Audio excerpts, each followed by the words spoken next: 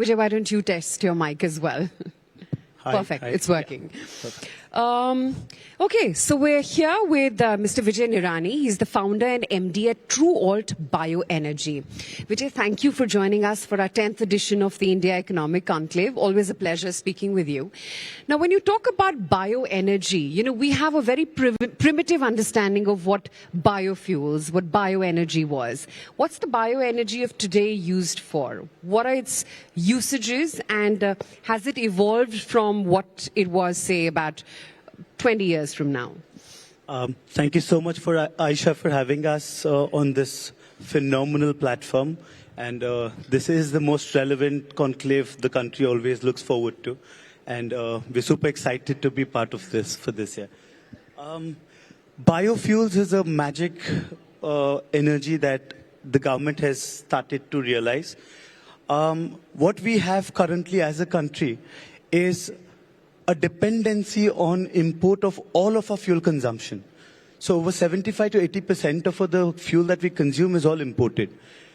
Now, we can mimic the fuel that we consume, be it CNG, we can have it sourced from biomaterials, we can mimic the ethanol which is produced from biosources. Biofuels in general is the fuels that energize our day-to-day requirement, be it our vehicles, be it our homes, be it the heat that we need. All of these sourced from biological means or biodegradable means or from waste is how the biofuel is termed. And as a country, we are so large and diverse that the most abundance of biomass is what we have. And this is a magic structure that we have to convert the waste that we have into the energy that we need. So broadly, this is what biofuel is, and it is something that can literally change the dynamics of our country, and which is why I think the government is fully geared to push this biofuel story so that we become the leaders of the globe in this space. So Vijay, you at TruAlt Bioenergy, tell me, we've all understood now what biofuels can do, what could be the usages. But you in your business, how is it that you imply this energy, and what all products do you see it being used for, and what is it that you already cater to? So as a company, we are traditionally from the sugar industry, right? One of the most boring industries that there could be. Now there comes the National Biofuel Policy. With the launch of the National Biofuel Policy, we had so much of opportunities. The spotlight suddenly fell on the most traditional and boring of businesses. Yeah. You know, be it agriculture, farming, or fuel. You know, there's nothing interesting about how fuel is made, right? But we all need the fuel on a daily basis. So, on the backdrop of this, we got into the biofuel space when the Government of India launched the National Biofuel Policy. The idea here was to try and utilize the abundance that we have. This is a story of, it's a very interesting story where we are a story of national Atmanirbharta, we are a story of nation building, we are a story of self-reliance, we are a story of farmer empowerment, we are a story of energy transition, we are a story of being green or clean for the next generations to come, to pass on the baton of Mother Earth. And more importantly, this story, the biofuel story, is something that puts glamour to the most boring of the industries that we just spoke of. Now, what we have, or what TruAlt does, is we utilize multiple of these biomass or agricultural waste or municipal solid wastes into creating multiple of value-added products. We currently make first-generation ethanol using molasses, which is a byproduct of sugarcane. We use the damaged grains. Eventually, we'll be using biomass, that is agricultural residue, or the sugarcane leftovers, that's bagasse, to make ethanol. These are all the feedstocks which we as a country have in abundance. Using these, now currently TruAlt is making 1G ethanol, where we're currently the largest by established size. We make close to 2 million liters of ethanol per day. And we can make compressed biogas or bio-CNG.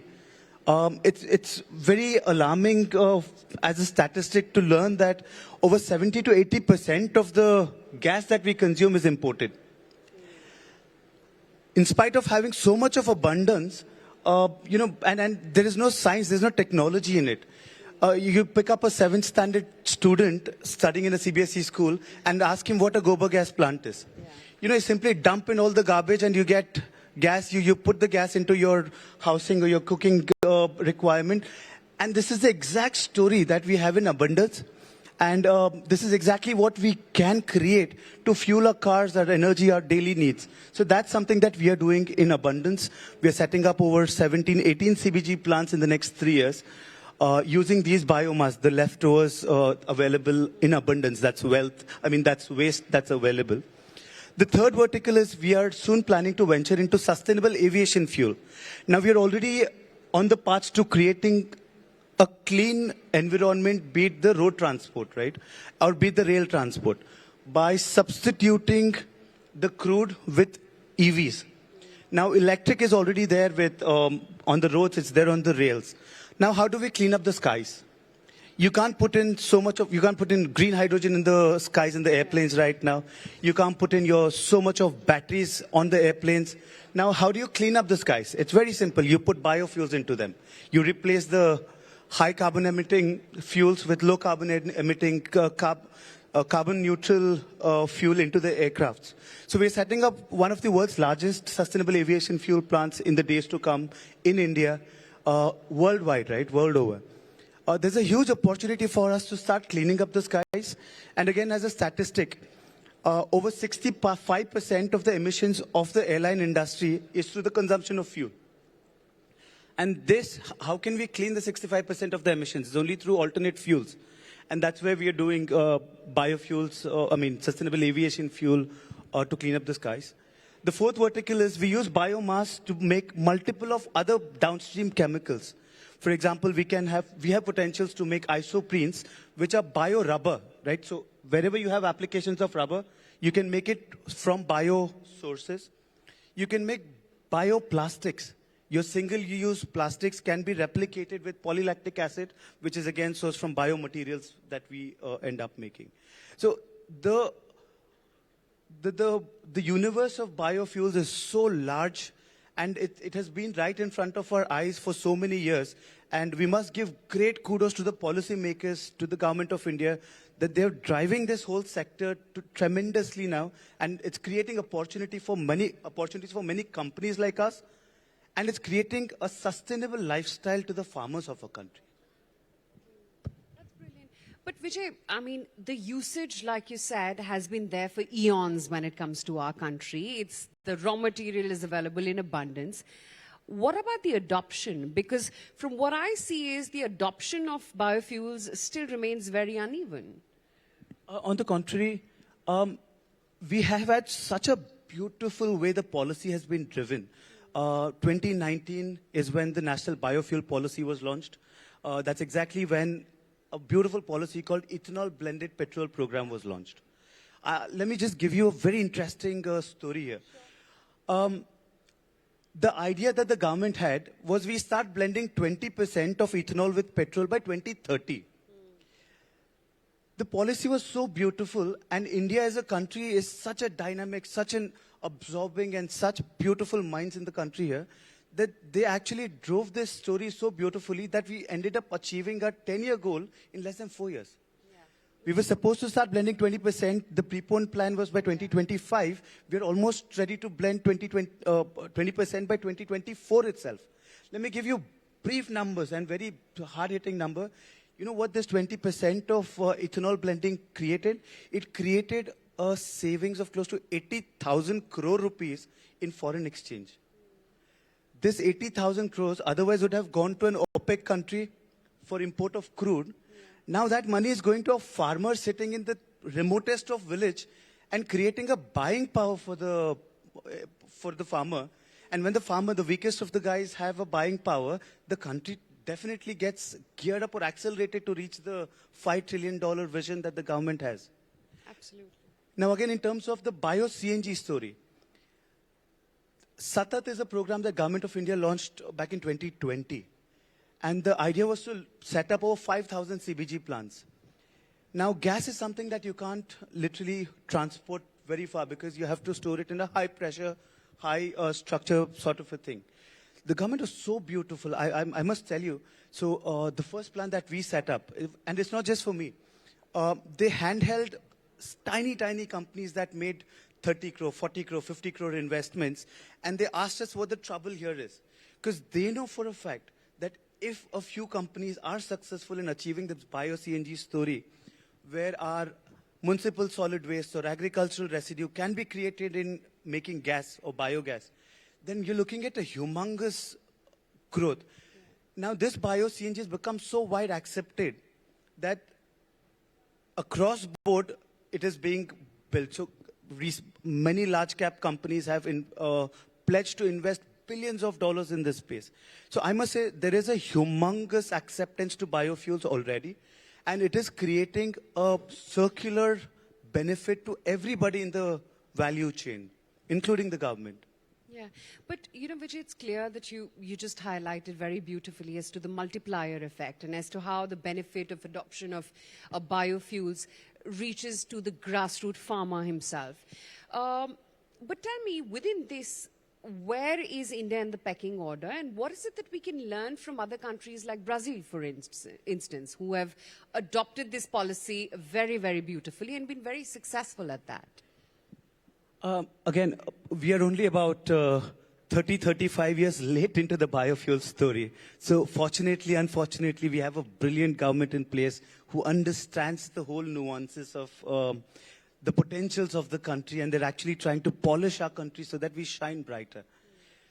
Now, Brazil started this biofuel story back in 1985. Wow. And let me give you a very interesting story, right? So again, the top 5 developed nations have all adopted biofuels to the brink. Brazil being the highest consumer of ethanol. America is second, being the second largest consumer of ethanol. Third is China, again a largely developed country. Fourth is the European Union. And now India has picked up to become the 5th largest in less than 4 years. So that's what the biofuel story has been doing to the country. Now, a very interesting analogy to this. What we have as a country to learn from the developed countries like Brazil, like America. So our current ecosystem allows a blend rate of about 20% into the fuels, into the vehicles that we have today. Brazil in 2001, 2003 launched something called as the flex fuel vehicles, which can consume different variants of fuels. Right? So it can consume 100% of ethanol, or it can consume, it varies from 5% to 100% of ethanol, where you can play with your petrol consumption. So in terms of demand and supply of your fossil fuel to your biofuel, the market becomes very, acceptable of your fuels that are available. So Brazil did this in 2003, which is why the biofuel story they could develop from back then. And I think India is absolutely on the similar roadmap where we launched our biofuel story where ethanol just picked up on availability. Now, since the availability will start shooting up year on year, it's the right time for us to start launching the flex fuel vehicles. And when flex fuel vehicles become a reality, it not only becomes cost efficient for the consumer, because as against a liter of petrol that sells for 100 plus rupee per liter, today ethanol is sold at 65 to 70 rupees a liter. Now there is a huge saving of close to 40% on the fuel cost for the consumer. There's not only the cost of, savings in the cost of for the consumer, there's a humongous carbon saving for the globe that we create. Third thing, the country as a whole benefits because more the adoption of biofuels, less the import of crude, more the local economy gets benefited because where do we source these from? It's from the localest of, the remotest of villages and the farmers, right? And it's such a beautiful story. The more the adoption, the better the country, the better the economy, and the better the world, the globe eventually becomes. Absolutely. But the other thing that I wanted to talk about, since you're talking about such fast adoption of biofuels, at one side, we're also seeing an as fast and swift adoption of EVs as well. So, what I'm confused with is, do they coexist? Do they replace each other? So we would always want it to coexist, and we would want to complement each other, because there are spaces where EVs and biofuels become a norm. So Toyota has launched a car called SHEV, Super Hybrid Electric Vehicle. Okay. So what this does is the electrolyzers are launched. I mean, they have padded in the car. The EVs are charged. The same EVs are taken into the vehicle, and green hydrogen is formed. They consume water, and hydrogen is what the car runs on. And when the car runs on hydrogen, the EV batteries again gets recharged. So it's all about the science of making the whole ecosystem for the consumer be cost efficient and be as green and clean as possible. Now again, there are places where we just spoke of. How do you put EVs in maritime industry, in the ships where they have to travel so far? Now, how do you put EVs in aircrafts? Yeah. Now, there are multiple of these spaces. How do you put EVs in rockets that you launch to carry your satellites? Now, these are places where you have to replace your fossil with bio. And that is where we tend to complement on each other. Now, again, in terms of positioning, what EV was back in 2006, 2008 is exactly where we are with biofuels in 2004, 2005.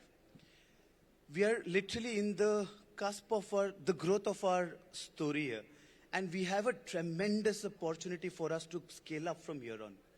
Similar to the story with what we had seen with the EV back in the day. So we don't see EV as a competitor. It is a beautiful option available, or it's a rose available in the bouquet of flowers, right? We might be the orchids in them. Okay. So where does the orchid see itself in the runway? Because you talked about as to how you're also working on ATFs now. What are the industries you think can fully switch to biofuels? So, very interesting number is we have the potential to fully cut down on our consumption of petrol. And we can do it as quickly as the next 3 to 5 years. I'll tell you how, and we need a brilliant policy for it, and the government is already putting its head for the next so they had a plan for 2020 to 2025. Now, what is beyond E20, right? So there's something that is already in the works. Now, we have so much of biomass available in the country that it could potentially generate close to 4,000 crore liters of ethanol from biomass alone, not from grains or not from the sugar story.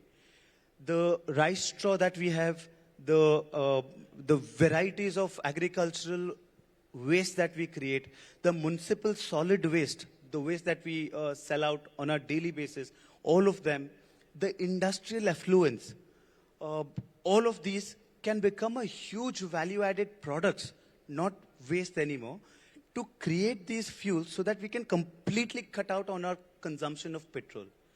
Now, that's the kind of potential this industry has.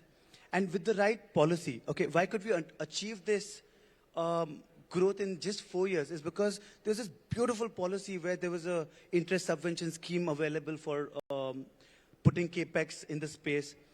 There was an assured offtake. There was an assured price for it. And India being a beautiful country, when we have visibility on price and some assurances, we can do wonders. The minds in the country are so brilliant, they can do wonders. And that's exactly what we require right now for the incremental story from here on. For us to scale up our 2G business, for us to scale up our aviation fuel, or sustainable aviation fuel story, for us to scale up on our green hydrogen story, it's the right policy that we require. We need an assured price, we need an assured offtake, at least for the beginning of the days. We don't need it for an eternity. So at least to handhold the first few companies or for the first few movers so that the technology becomes available for the guys to follow. If that becomes a norm, it's similar to the EV story if we have to put a comparison. We saw the prices of EV be as high as 15 to 20 rupees per unit to today being as low as 2 rupees a unit. It'll be the same story for us. There's no harm in buying the biofuels that we produce today at a little premium. This premium will offset to such a great extent that just by blending 20% of ethanol in today's world, we are saving close to 1 lakh crore rupees of our forex, which is going to the localist economy. Imagine if you're going to save 4 lakh crores of petrol is offset by ethanol standalone. The numbers are mind-boggling, and what it could do for our economy is, again, phenomenal. And again, what it could do for the future generations. Again, we're just joking. Whenever we come to Delhi, it becomes so difficult to breathe because we come from a beautiful city of Bangalore, where, just standing outside, we feel like we're in a resort, right? So we have... Your lakes also have been toxic. Come on. No, but as compared to here, right? So Yeah. you can actually feel this. So what are we really passing on to the next generation, right? There's nobility in this. We really have to think about something beyond our economies again. And that is something that biofuels can help us achieve. Absolutely. So are you saying that while EVs, or rather the electric mode of fueling or powering, so to speak, while that and biofuels can coexist, biofuels can completely replace fossil fuels? Is that what you're trying to say? I wouldn't say completely replace fossil fuels in the immediate future. I would say, so for example, what we consume today. We consume close to 4.5 to 5,000 crore liters of petrol year on year, and we consume close to 15,000 crore liters of diesel every year.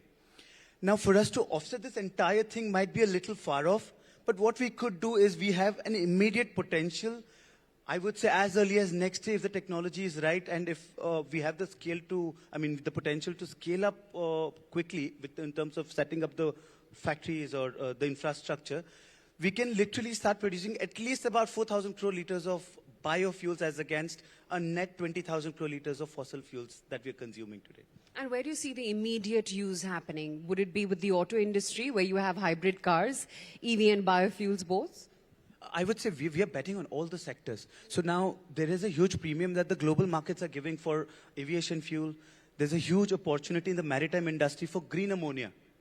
So instead of burning these high calorific or high carbon intensive fuels, green ammonia is being replaced in the maritime industry. Now the automotive industry on road, they've already started replacing the typical fossil fuel based engines. Most of the vehicle manufacturers have already started doing that in great lengths.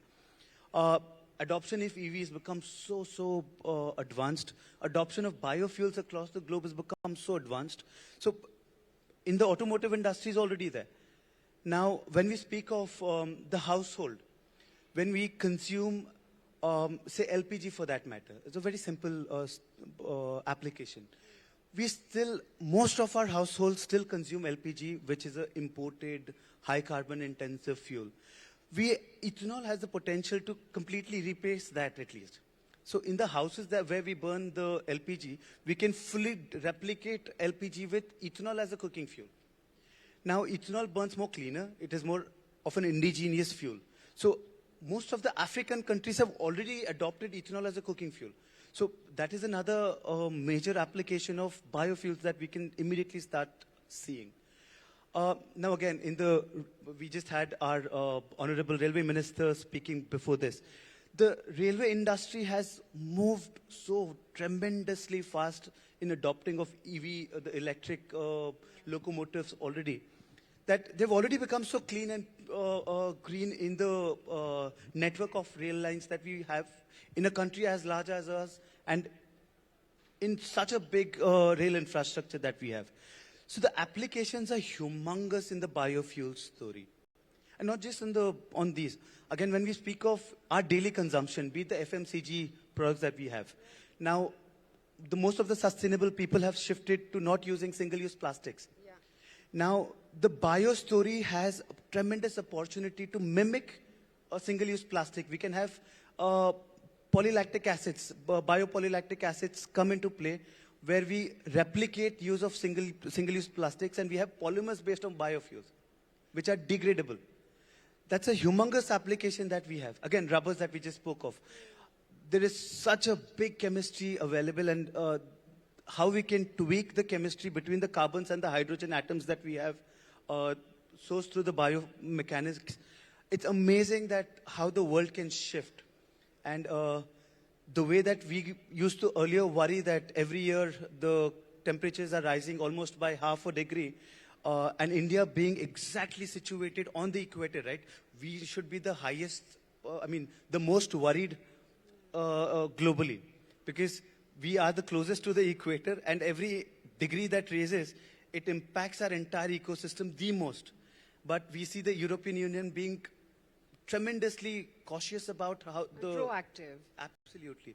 Yeah. And we are already getting there. So our vision of 2070 to be net zero, again, the Prime Minister has taken an incremental targets to be carbon neutral by 2045. These amazing times that we are living in. But Vijay, tell me, the solution seems so possible and so achievable. And like you said, that the technology has been there with India for decades now. Why is the implementation then been that slow? And are there infrastructure challenges in mass-scale implementation? Is that why we've fallen behind? The first thing is, at least me personally, or our industry, the sugar industry, is absolutely happy, at least कि दे रहा है, दुरुस्त रहा है, कि हम सब बहुत खुश है, because back in the day when I introduced ourselves saying we come from the sugar industry, people used to actually say, अरे बहुत बुरा हुआ आपके साथ. Today we are being seen with humongous, we have the limelights being thrown at us, right? Otherwise, कौन बुलाता हम लोगों को? Like, you guys be happy working in the villages, right? Like you said, not fashionable the sector enough. Not at all fashionable. So today, what we lack, right, is this is not something that is so technologically advanced that is as difficult as putting something into Mars or sending a rover to Moon or something of that sort.